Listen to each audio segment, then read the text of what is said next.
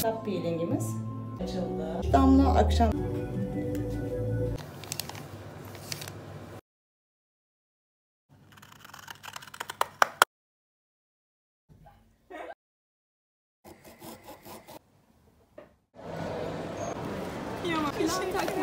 Yeni yıl tırnakları.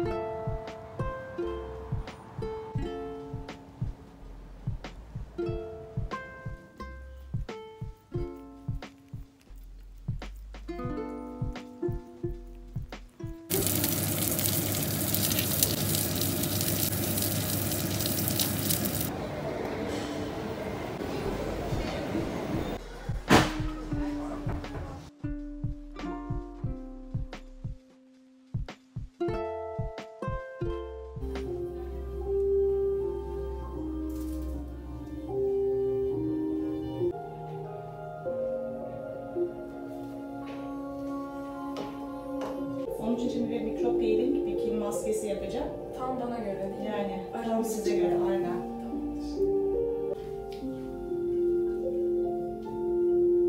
Çünkü yağlı parma ciltler genelde yıkama jeli kullanmayı sever. Doğru olan da o. Önce makyaj temizleyip, daha sonra yıkama jeli kullanıp, daha en sonunda yine tonik ve yani bakım ritüeli böyle. Cildimizdeki mikro peeling beklerken elimize de bir peeling uygulayacağız. Bu da bizim scrub peelingimiz. İçerisinde pirinç parçacıkları olan bir ürün. Bakın bir de yapısı böyle yağlı, içerisinde shea butter var. Evet. Yani peeling yaparken bile cildinizi nemlendiriyor. Yani kokular da çok önemli. Evet, yani mesela kil kokusunu ben severim. Ben de Çünkü yağlı bir cildim var, benim ona ihtiyacım var. Vücut yoğunu kullan. Muhteşem. Muhteşem. Çok doğru söylüyorsunuz. Aynen. Bu da içerisinde yeşil kil, beyaz kil, bakır, çinko ve magnezyum olan bir ürün. Şimdi peeling sonrası gözenekler açıldı. Kil maskesinin etkisi gözeneklerden içeri giriyor, deri altındaki yağ serumu dengeliyor. Gözenekler için temizlediği için gözeneklerde küçülme oluyor. İçerisinde 5 tane yağ var. Hatta 3 tane wax, 2 tane yağ var. Şöyle kalın bir yapısı var gördüğünüz gibi. Bal gibi. Yani çok güzel bir ürün. Bunu da yine ciltte bir komple uygulayıp 15-20 dakika bekletebiliyoruz. Duruluyor muyuz bundan? Tabii. Normalde sabah 3 damla, akşam 3 damla kullanılıyor. Mesela gözenek sıkılaştırıcı 2 numarayı T bölgesine de sadece uygulayabilirsiniz. Bu ikisini yanaklara uygulayabilirsiniz. Aynen. İhtiyaca yönelik. Aynen. İhtiyaca yönelik serumları. Sizin serumlarınız bunlar. Harika. Göz kremi çok az bir şey aldım. Şu kadarcık. Hatta biraz fazla bile geldi. Şöyle iki parmağımızla serum sürüp ya serumdan sonra. Çünkü serumları kremlerle koruma altına almamız gerekiyor. Serum gözeneklerden içeri girip deri altında çalışıyor. Kremler yüzeyle çalışıyor. O yüzden mutlaka cildimize serum uyguladıktan sonra krem, göz serumu kullandıktan sonra da üstüne mutlaka bir göz kremi kullanmak gerekiyor.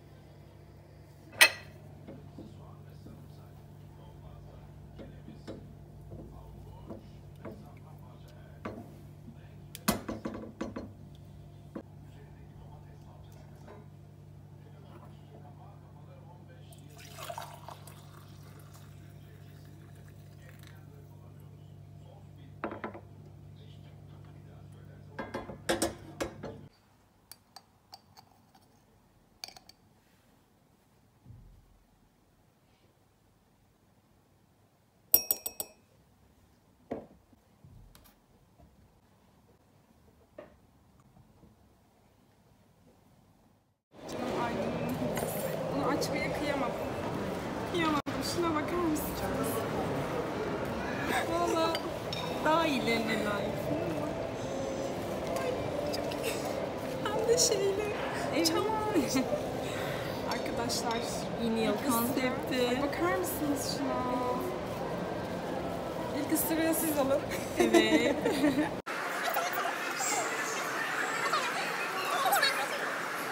Eski bir gün koktu. Peçete getirmişler. Evet. Şeffaf ya. Evet.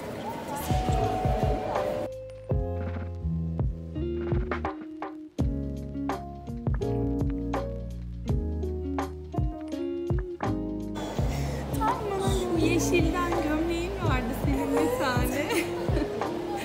Böyle saçlarına falan takmayı çok sevdiğin Çok için. seviyorum gerçekten. Nail art çantamda ne var çekelim mi? Hadi çekelim. İçinde Ben de üstü merak renk ediyorum oje bu var. arada. Ne renkler var? Böyle birkaç Neler tane var? gördüğüm rengi attım. Bunu kullanıyorum bu arada, aseton çok pratik, hem pompalı. Şöyle denemedim. disk şeklinde pamukları daha çok seviyorum şeyde, oje çıkarırken. Sonra belki yaparız diye şey getirdim, şöyle baskı plaka ama yapmayız herhalde ya, elimizle yaparız gibi Aynen. geliyor bana. Çizeriz, evet. Şöyle belki kenarlarını temizleriz. Evet. Ve ojeler, şunu da alalım, kartı. Bak. Allah. Nail art fırçanı temizleyebiliyorsun. Hiç akıtmana gerek kalmıyor. Şöyle göstereyim kadraja. Şöyle. Böyle temizliyorsun çok az. Çok pratik. Aynen. Şimdi Aydın'a böyle yeni yıl konseptli bir şeyler yapacağız. Ay tırnakların çok güzel. Tam böyle nail art yapalım. Yves Saint'in fırçalarını seviyorum. Kalın. Evet. Tek anladım.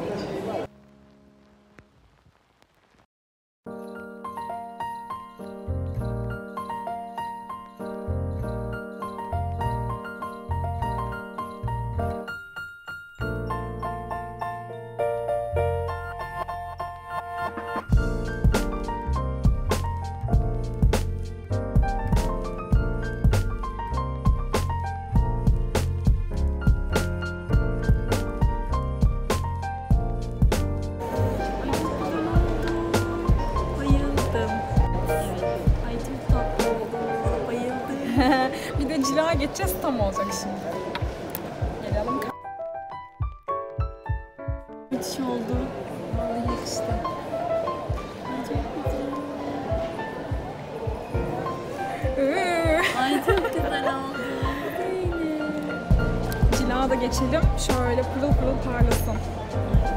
Aydın'ın Yeni yıl tırnakları. Şu an çok güzel gözüküyor. Böyle bir karışım yapalım dedik. Karar veremedik çünkü asla hangisini yapacağımıza. Çok yakıştı, aynen. Güle güle kızım. Eline sağlık. Çok güzel.